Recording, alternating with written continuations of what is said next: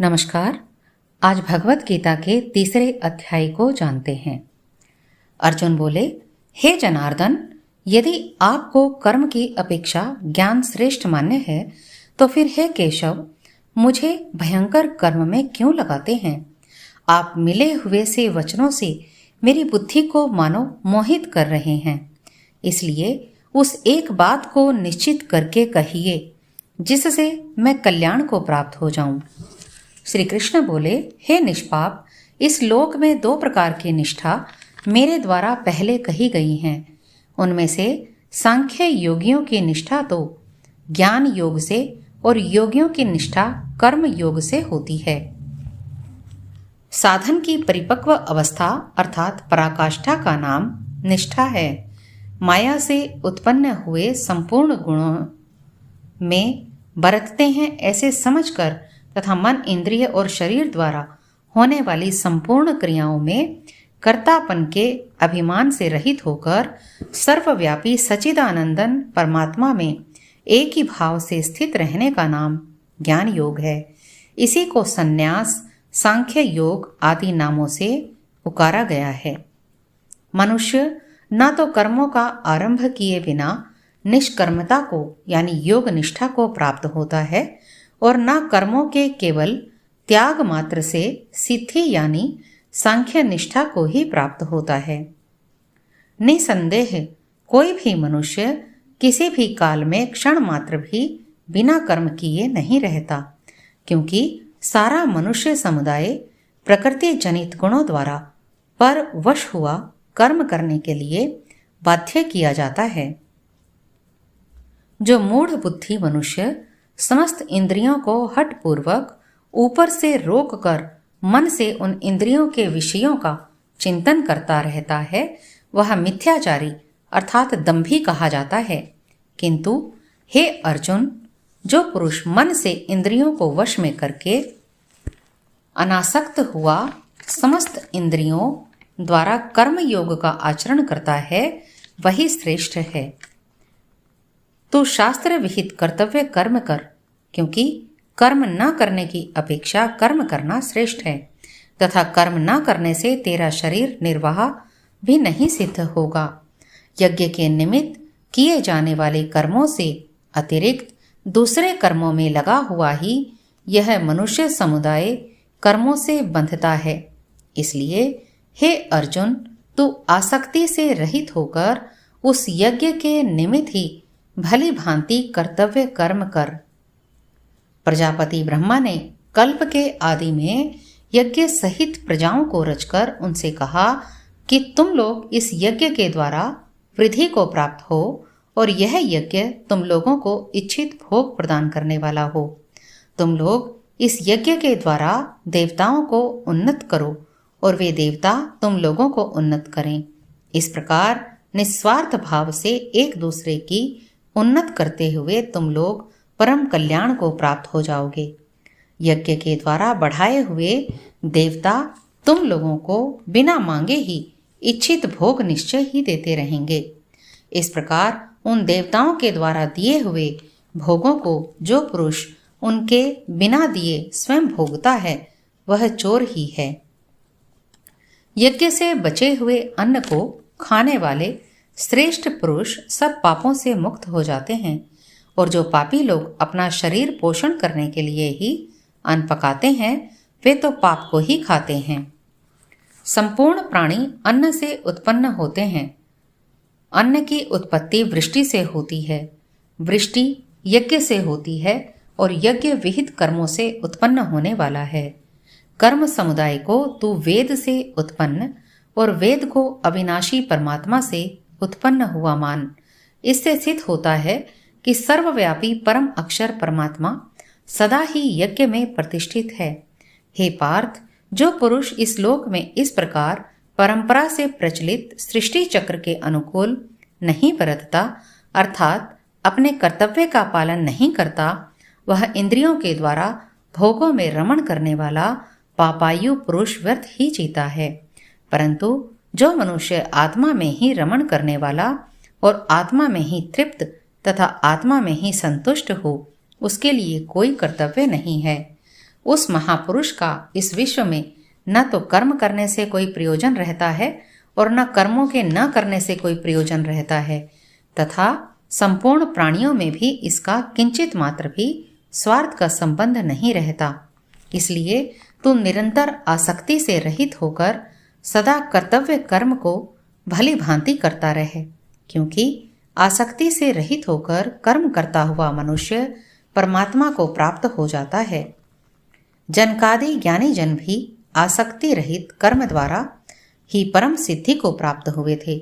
इसलिए तथा लोक संग्रह को देखते हुए भी तू कर्म करने के ही योग्य है, अर्थात तुझे कर्म करना ही उचित है। श्रेष्ठ पुरुष जो जो आचरण करता है, अन्य पुरुष भी वैसा वैसा ही आचरण करते हैं। वह जो कुछ प्रमाण कर देता है, समस्त मनुष्य समुदाय उसी के अनुसार बरतने लग जाता है। हे अर्जुन, मुझे इन तीनों लोकों में न तो कुछ कर्तव्य है, न कोई भी प्राप्त करने योग्य वस्तु है, तो भी मैं कर्म ही बरतता हूँ। क्योंकि हे पार्थ, यदि कदाचित मैं सावधान होकर कर्मों में न बरतूं तो बड़ी हानि हो जाए, क्योंकि मनुष्य सब प्रकार से मेरे ही मार्ग का अनुसरण करते हैं।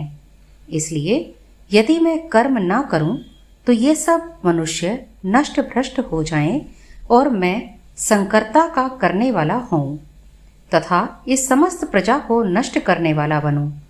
हे भारत, कर्म में आसक्त हुए अज्ञानी जन जिस प्रकार कर्म करते हैं, आसक्ति रहित विद्वान भी लोक संग्रह करना चाहते हुए उसी प्रकार कर्म करे।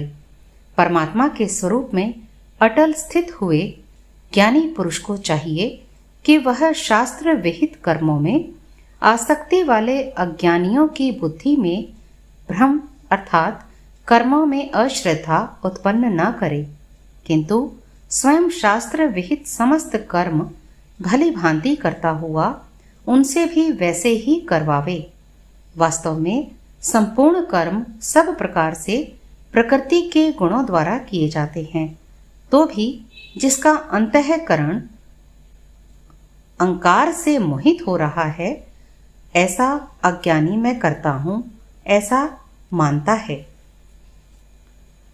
परंतु हे महाभावों, गुण विभाग और कर्म विभाग के तत्व को जानने वाला ज्ञान योगी संपूर्ण गुण ही गुणों में बरत रहे हैं, ऐसा समझकर उनमें आसक्त नहीं होता। प्रकृति के गुणों से अत्यंत मोहित हुए मनुष्य गुणों में और कर्मों में आसक्त रहते हैं। उन पूर्णतया न समझने वाले मंदबुद्धि अज्ञानियों को पूर्णतया जानने वाला ज्ञानी विचलित न करे।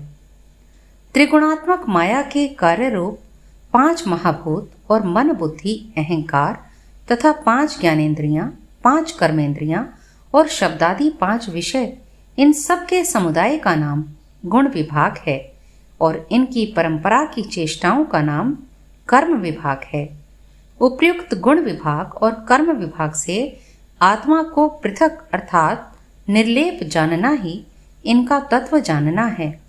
मुझ अंतर्यामी परमात्मा में लगे हुए चित्त द्वारा संपूर्ण कर्मों को मुझ में अर्पण करके आशा रहित, ममता रहित और संताप रहित होकर युद्ध कर। जो कोई मनुष्य दोष दृष्टि से रहित और श्रद्धा युक्त होकर मेरे इस मत का सदा अनुसरण करते हैं, वे भी संपूर्ण कर्मों से छूट जाते हैं। परंतु जो मनुष्य मुझ में दोषारोपण करते हुए मेरे इस मत के अनुसार नहीं चलते हैं, उन मूर्खों को तू संपूर्ण ज्ञानों में मोहित और नष्ट हुए ही समझ। सभी प्राणी प्रकृति को प्राप्त होते हैं, अर्थात अपने स्वभाव के परवश हुए कर्म करते हैं।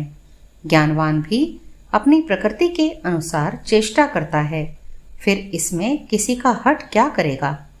इंद्रिय के अर्थ में अर्थात प्रत्येक इंद्रिय के विषय में राग और द्वेष छिपे हुए स्थित हैं। मनुष्य को उन दोनों के वश में नहीं होना चाहिए, क्योंकि वे दोनों ही इसके कल्याण मार्ग में विघ्न करने वाले महान शत्रु हैं।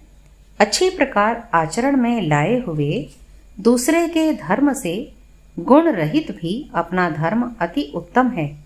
अपने धर्म में तो मरना भी कल्याणकारक है और दूसरे के धर्म भय को देने वाले हैं। अर्जुन बोले, हे कृष्ण, तो फिर यह मनुष्य स्वयं न चाहता हुआ भी बलात् लगाए हुए की भांति किससे प्रेरित होकर पाप का आचरण करता है? श्री भगवान बोले, रजोगुण से उत्पन्न हुआ यह काम ही क्रोध है। यह बहुत खाने वाला अर्थात भोगों कभी न अघाने वाला बड़ा पापी है। इसको ही तो इस विषय में वैरी जान। जिस प्रकार धुएं से अग्नि और मैल से दर्पण ढका जाता है तथा जिस प्रकार जेर से गर्भ ढका रहता है, वैसे ही उस काम के द्वारा यह ज्ञान ढका रहता है। और हे अर्जुन, इस अग्नि के समान कभी न पूर्ण होने वाले कामरूप ज्ञानियों के नित्य वैरी के द्वारा मनुष्य का ज्ञान ढका हुआ है। इंद्रियां, मन और बुद्धि ये सब इसके वास स्थान कहे जाते हैं। यह काम इन मन, बुद्धि और इंद्रियों के द्वारा ही ज्ञान को आच्छादित करके जीवात्मा को मोहित करता है। इसलिए हे अर्जुन, तू पहले इंद्रियों को वश में करके इस ज्ञान और विज्ञान का नाश करने वाले महान पापी काम को अवश्य ही बलपूर्वक मार डाल।